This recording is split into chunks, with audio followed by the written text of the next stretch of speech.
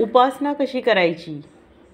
गुरुर्ब्रह्मा गुरुर्विष्णू गुरुर्देव महेश्वरा सद्गुरु साक्षात परब्रह्म तस्मै श्री सद्गुरुवे नमः. सर्वप्रथम हे बालसंस्कार मार्गदर्शन हे जे ग्रंथ आहे यातील प्रार्थनेचा भाग वाचून घ्यायचा आहे.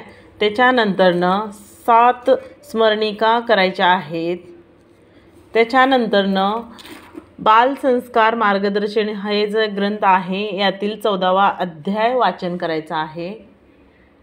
त्याच्यानंतरनं श्रीमंगलाचरण श्रीमत दासबोध यातील श्रीमंगलाचरण वाचन करायचं आहे. त्याच्यानंतरनं श्री सद्गुरु चरित्र यातील 2 ओव्या पाठपूट 2 ओव्या म्हणायच्या आहेत. त्याच्यानंतरनं चालू समास हा श्रीमत दासबोध यातील चालू समासमधील जो भाग चाललेला आहे तो समास तुम्ही म्हणून घ्यायचा आहे. त्याच्यानंतरनं हे बालसंस्कार मार्गदर्शन हे जे ग्रंथ आहे यातील सर्वप्रथम श्रीमणाचे श्लोकमध्ये हा भाग तुम्ही वाचून घ्यायचा आहे. सर्वप्रथम जेव्हा श्रीमणाचे श्लोक आपण वाचन करतो त्यावेळेस तर पहिल्यांदा सर्वप्रथम ही ओवी पहिल्यांदा म्हणायची आहे. गणाधीश जो ईश सर्वा गुणांचा मुळारंभ आरंभ तो निर्गुणांचा नमो शारदा मूळ चत्वार वाचा गमू पंत आनंत या राघवाचा. सर्वप्रथम ही ओवी म्हणून घ्यायची आणि ह्यातील पाठपूट मतलब दोन पाने तुम्हाला किंवा एक पान हे जे 1 2 3 ह्या 3 ओव्या म्हणून घ्यायच्या आहे. सर्वप्रथम हे म्हणायचे तुम्हाला गणाधीश जो ईश सर्वा गुणांचा. मग ह्या 3 ओव्या म्हणायच्या. जसं दररोज सकाळ संध्याकाळ हे वाचन करायचे.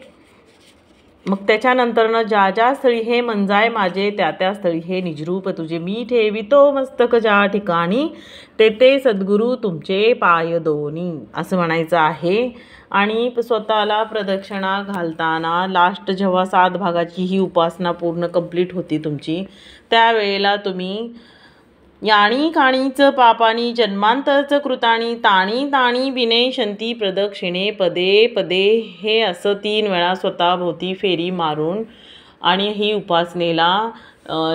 उपासना इथं संपती 7 भागाची. आणि ही जे उपासनेचा भाग मी तुम्हाला सांगितलेला आहे 7 भागाचा तो तुम्ही सकाळ आणि संध्याकाळी दोन्ही टाईम उपासना करायची. एक जर तुम्हाला जमलं तर सकाळी पहाटे 4च्या दरम्यान जर तुम्ही उपासना केली तर तुमची उपासना डायरेक्ट स्वारींजवळ तुमची उपासना पोहोचते. शक्यतो होत असेल तर. नाही तर तुम्ही वेळ भेटेन तेव्हा घरातले कामं करत असताना जसा तुम्हाला वेळ भेटेन तर तुम्ही सतत स्मरणामध्ये राहा. तर स्मरण तुम्हाला कोणतं स्मरण करायचं आहे तर जे लहान मुलं आहेत त्यांना जय सद्गुरू हा जाप करायचा आहे. आणि जे संसारिक जे मोठे आहेत त्यांनी ओम श्री गुरुदत्तात्रय श्रीपाद श्री वल्लभाय नमः हा मंत्राचा जाप करायचा आहे. आणि दोन्ही टाईम 7 भागांच्या उपासनेमध्ये हे जी मी तुम्हाला सांगितली 7 भागाची उपासना असे तुम्ही 2 टाईम करायचे.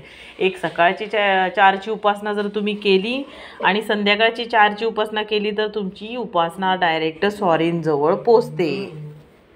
तर ह्या प्रकारे तुम्ही उपासनेचा हा भाग वाचन करून स्वतःला जे पण जमतंय त्याप्रमाणे तुम्ही करा. आणि अशा पद्धतीने जर तुम्ही केलं आणि तुम्ही जे पण तुम्ही निवेदन मांडता तर त्या तुमच्या सगळ्या काहीही तुम्ही निवेदन मांडताय ते तुमच्या सर्व इच्छा पूर्ण करतील सद्गुरू. आणि उपासनेचा हा भाग मी तुम्हाला इथं हा शेअर करत आहे. तर ज्यांना याची गरज आहे तुम्ही हा व्हिडिओ शेअर करा. आणि काहीही चुकल्या असं तुम्ही कमेंट सेक्शनमध्ये मला सांगा. जय जय रघुवीर समर्थ. ओम श्री गुरुदत्तात्रय श्रीपाद श्री वल्लभाय नमः. स्वारींनी आपल्याला 2 टायमाची उपासना करायला सांगितलेली आहे आणि आपण फक्त 2 टायमाची उपासना जमल्यास करा, नाही तर तुम्ही सतत घरातले कामं करत असताना स्मरणामध्ये राहा. तुमचं कुठलंही संकट आलेलं पूर्ण टळून जाईल. फक्त विश्वास कायम ठेवा. आणि स्वारी स्वतः ते 3 टायमाची उपासना करतात आणि आपल्याला त्यांनी 2च टायमाची उपासना करायला सांगितलेली आहे. आणि जर तुम्हाला वेळ असेल तर तुम्ही 4ची उपासना केली तर डायरेक्ट स्वारींजवळ पोचते. तरीही तुम्ही केली तरी ही तुमचं निवेदन जे मांडतात ते तुमच्या इच्छा पूर्ण होतील. आणि इच्छा पूर्ण होतील म्हणजे तुम्ही काहीही मागू नका. तुम्हाला काही मागायची गरज नाही आहे. स्वारींनी आता काय सांगितलेलं आहे, कोणती मागणी करायची नाही. तुम्हाला जे पाहिजे ते देणार आहेत ते. ठीक आहे. फक्त तुमचा विश्वास त्यांच्यावर अटूट पाहिजे. विश्वास तुमचा कमी नाही झाला पाहिजे. ठीक आहे. मला जेवढं सद्गुरूंनी सांगायला सांगितले मी तेवढं इथं शेअर करायला लागलेलं आहे. माझ्याकडूनही काही चूक झाली असेल तर मला क्षमा करावी. जय जय रघुवीर समर्थ. ओम श्री गुरुदत्तात्रेय श्रीपाद श्री वल्लभाय नमः. श्रीराम समर्थ.